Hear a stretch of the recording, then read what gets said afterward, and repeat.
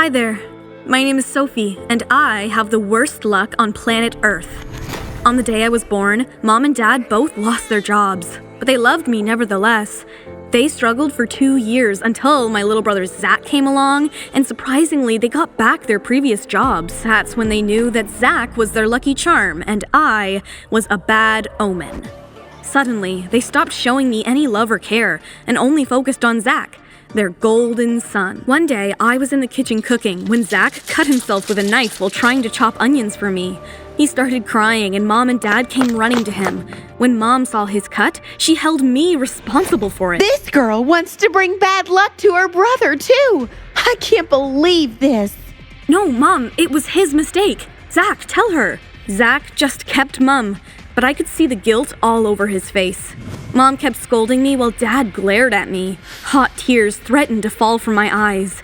I ran away and didn't stop until I saw a woman holding hands with a girl my age on the street and laughing.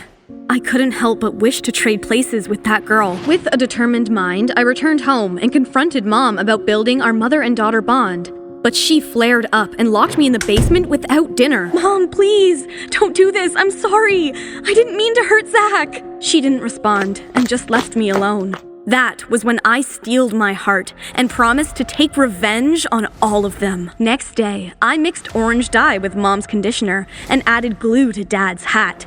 They were all having a bad day, and I couldn't help but feel a sense of satisfaction surging through me. Both Mom and Zach had the same color of hair, while Dad's cap refused to come off. How is it possible, Sophie, that you're the only one unscathed from this? And you, Zach, why do we have the same color of hair? Have you been using my shampoo? That was how the attention shifted from me, and Mom focused all her energy on Zach, the shampoo thief. The next few days were blissful, and no one blamed me for anything.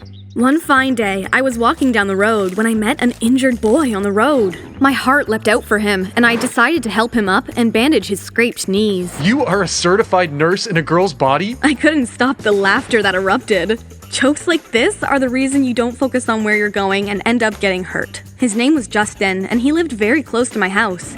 Not only that, we also attended the same school.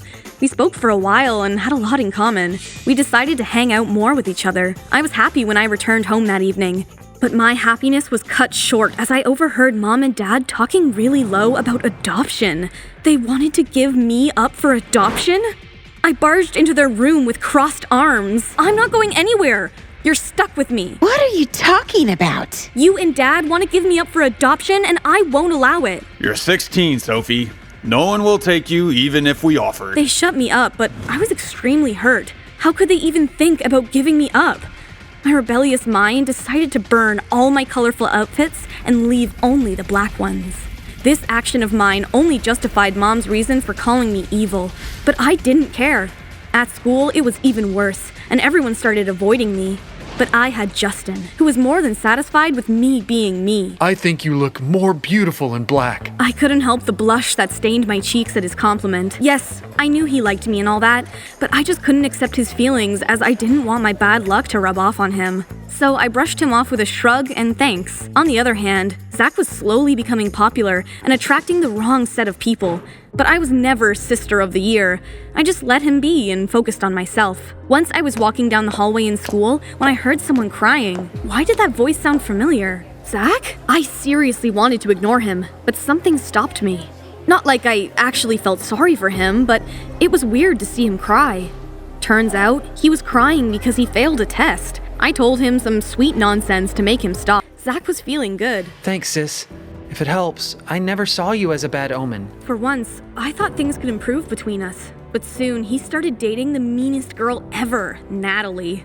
I hated her because she was never up to any good. Once, I had seen her steal a lipstick from a very sweet girl's purse and told the girl about it. I didn't steal it. I saw it on the floor and had no idea it was yours. Here, take it. That witch! The girl thanked Natalie and walked away. Natalie looked at me with so much distaste that if looks could kill, I'd be 6 feet under. I told Justin about this, and he advised me to just come clean with Zach, but I refused. Never! Besides, Mom and Dad were completely smitten by her fakeness. Maybe they'd learn when she was done teaching them a lesson. But why was it beginning to feel like I'm the one going to be taught a lesson? I was in the kitchen whipping myself a nice snack when she came in to taunt me. A little bird just told me that everyone in your family hates you. I just ignored her and was about to eat my snack when she snatched it away. Come get it if you can. I chased her around for it, and when she saw Zach come in, she fell down, making it look like I pushed her. Ow, Sophie. I just wanted to take a little bite. You didn't have to push me that hard.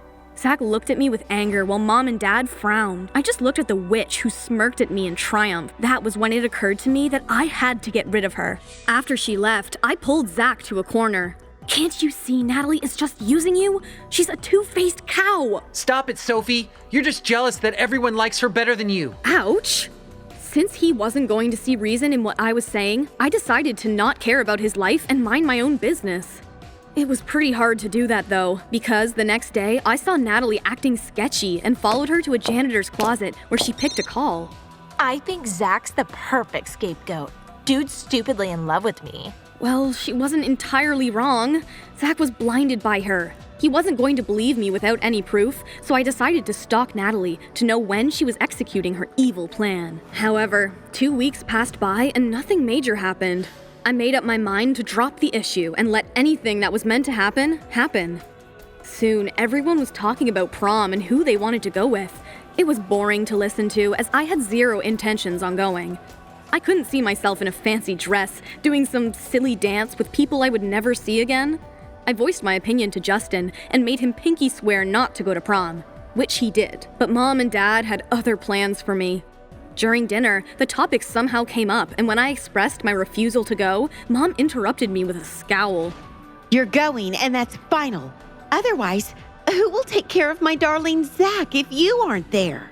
Zach isn't a child anymore, especially if he's having girlfriends. Plus, I don't even have a decent dress. If this is about your outfit, no worries.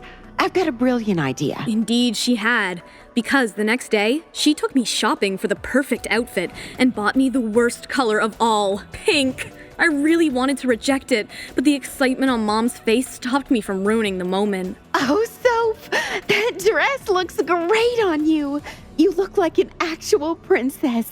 I had never seen Mom act this way towards me. Her sudden affection made me forget about Justin, and I went to the prom without him. It turned out to be a complete disaster. Zach accidentally slipped on the floor while dancing and sprained his leg. It was not my fault, but I begged him not to say anything to Mom. However, Natalie already told her about it. You had just one job, Sophie. Protect your brother. But you let him hurt his leg. But I didn't even do anything. I told you I didn't want to go. Maybe if I wasn't there, nothing would have happened to Zach. To make things worse, the next day, Zach was called into the principal's office and accused of theft.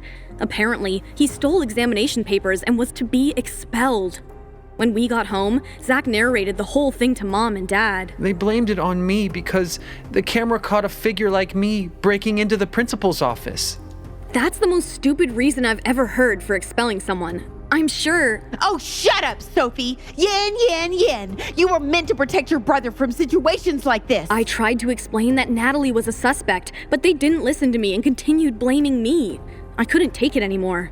I grabbed my jacket and called Justin to meet me in the park. As he came, I hugged him and cried into his jacket. I know I've been a shitty friend to you. Do you also think I bring bad luck to everyone? Sophie, you're my lucky charm. People are just blind to see how special you are. Hearing his kind words calmed me down, and we sat on a swing. I told him why I thought Natalie was the one behind the crime. We both concocted a plan on how to get her to confess. The next day at school, while Justin checked Natalie's locker for anything suspicious, I cornered her in the bathroom and taunted her. The evil girl just laughed at me. I framed Zach, and so what? There's nothing you or anyone else can do about it. Yes, you are. 100% right. Not even the principal. Thankfully, she took the bait and went further bad-mouthing the principal. I was recording everything. I was so happy at the extra trouble she landed herself in. I met Justin during lunch, and he had found Zach's outfit in the dumb girl's locker. What a lousy criminal. We took the items to the principal's office and reported Natalie. She denied at first, but finally confessed after hearing herself talk from the voice recorder. Natalie was expelled, and Zach was reinstated back as a student. I thanked Justin, and we agreed to meet up when I was done confronting my family. The moment I got home, Zach gave me a big hug and apologized profusely, while Mom and Dad acted like I had done nothing good. They couldn't even say thanks. Their nonchalant attitude became so suffocating that I flared up. Are you sure you two really have nothing to say? All I ever wanted was a family who would love me and protect me, but what did you do? Tell everyone I'm bad luck. And even now, you aren't apologizing. Unbelievable. I walked away and slammed my door. Next morning, Mom and Dad hesitantly came up to me. They said they were embarrassed last night and didn't know how to apologize. As they ultimately said sorry to me, I ended up crying. It was so emotional that Zach took a video of the moment. I finally had normal parents who loved me. Life became brighter for me, so I burned my black outfits and only left the ones I thought were really cute. Now the only thing complicated in my life was my equation with Justin. I was scared that he only saw me as a friend while I was falling really hard for him. So one day, I decided to take the bold step and confessed how I felt. Justin, I have something to say. You might not say it back, but... I like you too. I mean, how could I not say it back when you were my lucky charm? He pulled me in and gave me the sweetest kiss ever. I was over the moon. I got a happy ending to my love story,